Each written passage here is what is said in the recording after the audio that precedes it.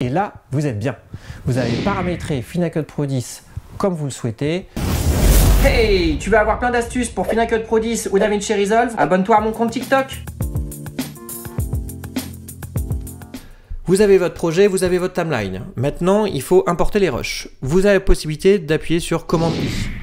Vous avez cette fenêtre d'importation qui s'ouvre. Ici, vous avez vos caméras. J'aurais branché mon Alpha 7S III par exemple ou ma GoPro.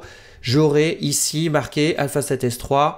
Ici, vous avez les différents disques durs qui sont connectés au Mac. Et là, vous pouvez vous balader dans votre Mac. Je vais chercher directement les images sur mon disque dur. Ce sont des rushs sur des voitures. À droite, très important. Je sais que là, je vais l'ajouter dans l'événement que j'ai créé, tuto FCP10. Vous pouvez créer un nouvel événement et les intégrer dedans. Et ici, j'ai sélectionné cet événement-là. Donc, par défaut, il m'a mis ajouter à l'événement existant, c'est-à-dire tuto FCP10. Très important ici, c'est la destination des fichiers. Si vous cochez ici, vous vous rappelez que c'est la sélection que j'ai choisie lorsque j'ai cliqué sur modifier l'emplacement du stockage, c'est-à-dire l'emplacement des multimédias. Ils étaient à la base dans la bibliothèque de Final Cut Pro 10. J'ai sélectionné ce disque dur-là. Moi, en l'occurrence, là, je vais les laisser conserver les fichiers à leur place.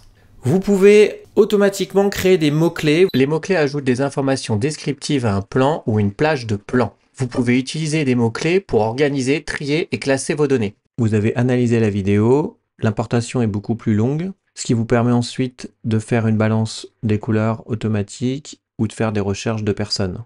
Si votre métrage source contient des personnes, vous pouvez indiquer à Final Cut Pro d'analyser ce métrage durant l'importation et de lui appliquer des mots-clés indiquant le nombre de personnes présentes dans chaque plan, ainsi que le type de plan. Transcoder, alors là c'est important. Là par exemple, là vous pouvez créer des médias optimisés. Généralement, pour les images de drone, ils sont enregistrés en H264. Pour optimiser un maximum, surtout quand c'est du 4K, je vous conseille d'importer vos rushs de drone en cliquant ici, créer un média optimisé et à ce moment-là, il va transformer les médias en Apple ProRes K22. Final Cut va créer un dossier à l'emplacement des médias. Pareil pour les médias proxy, si vous avez une machine pas assez puissante ou des disques durs pas assez rapides, vous créez des médias proxy et à ce moment-là, Final Cut créera un dossier proxy à l'emplacement des médias. Analyse de l'audio, vous pouvez corriger les problèmes audio, scinder l'audio mono et groupe audio stéréo ou supprimer les canaux silencieux. Donc je sélectionne les rushs que je veux importer. Là ça va très vite puisque en fin de compte les rushs restent à la même place. Donc ce sont que des alias qui sont créés.